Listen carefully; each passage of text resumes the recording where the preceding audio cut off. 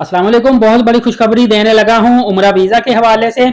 उम्रा वीजा आपको पता था कि आज से 2 से 2.5 साल पहले था 6,000 रुपए का। उसके बाद सऊदी गवर्नमेंट ने ये कर दिया था 25,000 रुपए का। और जैसे ही पिछले साल सीजन शुरू हुआ था तो सऊदी गवर्नमेंट ने मतलब 2023 का जो सीजन स्टार्ट हुआ था, सऊदी गवर्नमेंट का जो मिनिस्ट्री ऑफ हज एंड उम्रा अफेयर है, इन्होंने पाकिस्तानी 48,000 रुपए का उम्रा कर दिया था। और इंडियन करेंसी में अगर देखा जाए तो तकरीबन ये पड़ता था 13 से 14,000 रुपए का, जो कि इस वक्त भी 13 से 14,000 रुपए का है। सम टाइम कुछ एजेंट 12,000 रुपए का भी उम्रा वीजा दे रहे हैं। अब डॉलर के हिसाब से एक्सचेंज रेट देखा जाए तो हालिया दिनों में गवर्नमेंट ऑफ पाकिस्तान की जानिब से आपको पता है कि डॉलर के खिलाफ काफी बड़ा क्रैकडाउन हुआ है, जिसकी वजह से मार्केट में सोना भी सस्ता हुआ है और डॉलर भी सस्ता हुआ है। और इसका सबसे बड़ा बेनिफिट ये हुआ है कि उम्रा पैकेजेस काफी ज्यादा सस्ते हो गए हैं, उम्रा वीजा भी सस्ता हो चुका है, फ्लाइट भी सस्ती हो चुकी है। तो आपको मैं सऊदी अरबिया का मिनिस्ट्री ऑफ फॉरेन अफेयर की जानिब से वीजा फी बताता चलूं। इस वक्त जो वीजा फीस चल रही है, चाहे आप इंडियन है, पाकिस्तानी है, बांग्लादेशी है, नेपाली है, श्रीलंकन है, मैं रियाल में आपको बताऊंगा। जितने का रियाल आपका एक्सचेंज रेट है आपके कंट्री का, आप मल्टीप्लाई कर सकते हैं। सिर्फ 550 रियाल का आपको उम्रा वीजा मिल रहा है। और सम टाइम कुछ ट्रेवल एजेंट जो होते हैं इसमें अपनी सर्विस फी भी वो ऐड कर लेते हैं, और इस तरह कुछ ट्रेवल एजेंट 580 रियाल का भी उम्रा वीजा दे रहे हैं, कुछ 650 रियाल तक का भी वीजा सेल कर रहे हैं। जितना उनका थोड़ा बहुत एक्सपेंस होता है या जितना उनको प्रॉफिट लेने को दिल करता है उस हिसाब से ये 3 मंथ का आपको वीजा दे रहे हैं। 580 रियाल, 550 रियाल, 650 रियाल का आपको वीजा मिल रहा है। और इस 3 मंथ के वीजे में आपको 3 मंथ की हेल्थ इंश्योरेंस भी मिल जाती है और ट्रांसपोर्ट भी आने जाने की बिल्कुल फ्री में मिल जाती है। लेकिन 1 महीने से ज्यादा आपको अलाउ नहीं होता, आप 1 महीने से ज्यादा स्टे नहीं कर सकते।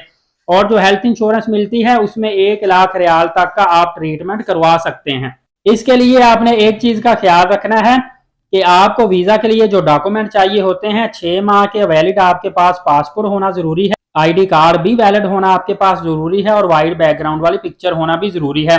अलबत्ता आपने फिजिकली तौर पर पासपोर्ट जमा नहीं करवाना होता, सिर्फ उसकी स्कैन कॉपी आपने सेंड करनी होती है। आपको एक और चीज बताता चलूं कि एयरपोर्ट पर जो जरूरी डॉक्यूमेंट होते हैं उसमें आपका पहले पासपोर्ट होना चाहिए, फिर उसके बाद वीजा होना चाहिए, आईडी कार्ड होना चाहिए, पोलियो कार्ड नादरा की तरफ से बना होना जरूरी है, कोविड कार्ड सम टाइम आपसे पूछ लेते हैं, सम टाइम नहीं पूछ सकते। ऑलमोस्ट हर बंदे ने ही कोरोना वैक्सीन करवाई हुई है, लिहाजा उसका भी कार्ड अपने साथ रखें।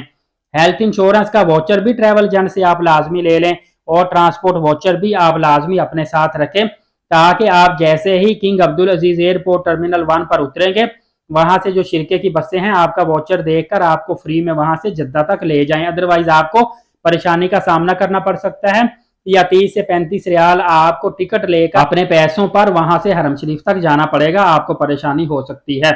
दुआ है अल्लाह ताला आपको बार बार उम्रा की सआदत नसीब फरमाए, और आपके तवस्सुत से हमें भी बार बार उम्रा की सआदत नसीब फरमाए। याद रखिएगा कि उम्रा के हवाले से पहले भी मैं वीडियो बना चुका हूं, लेकिन कुछ तब्दीलियां देखने को मिली थी और किसी हद तक रेट में भी बहुत ज्यादा फर्क देखने को मिला था। Term and condition rules change हुए थे, और आपको पता है कि पहले 1 माह का स्टिकर वीजा होता था, अब 3 माह के लिए आप सऊदीया जाना चाहते हैं तो आप जा सकते हैं। इवन कि आप फैमिली को भी बुलाना चाहते हैं, अगर कोई वहां पे काम कर रहा है तो फैमिली को भी वहां पे आप उम्रा वीजा पर बुला सकते हैं।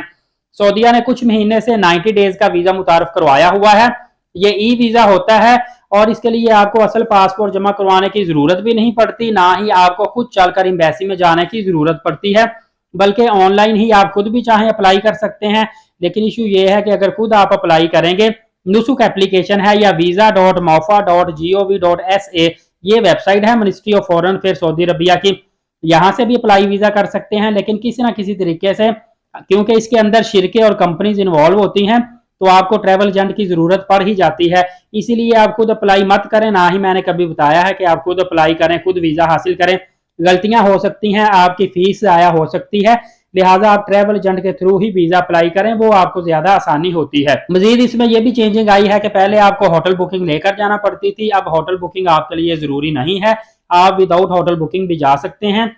इसी तरह ट्रांसपोर्ट भी आप अगर ना चाहें तो नहीं ले सकते, आपके लिए बिल्कुल भी जरूरी नहीं है।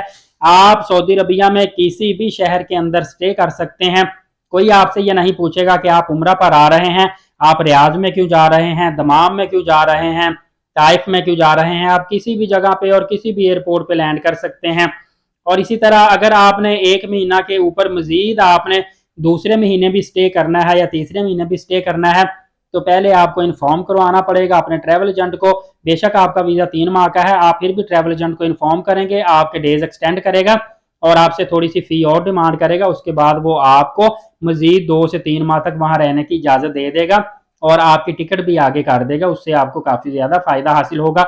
वो आप वक्त के साथ साथ देख सकते हैं, जब आपको चाहिए जितनी चाहिए आप चेंजिंग करवा सकते हैं, तब्दीली करवा सकते हैं अपने बजट के हिसाब से, अपने डेज के हिसाब से और अपने माइंड के हिसाब से, अपने मोहब्बत प्यार के हिसाब से, जितना आप वर्षा हरम पाक में या मदीना शरीफ में गुजारना चाहें। उम्मीद है नई वीडियो थी, आपको अच्छी लगी होगी। कीमती टाइम निकालकर आपने मेरी वीडियो देखी, स्वाब की नीयत से उम्रे की वीडियो है, दूसरों तक शेयर भी कर दें। नए आने वाले चैनल को सब्सक्राइब लाजमी कर लिया करें, क्योंकि मैं इसी चैनल में सबसे पहले लेटेस्ट वीडियो आप तक लेकर आता रहता हूं।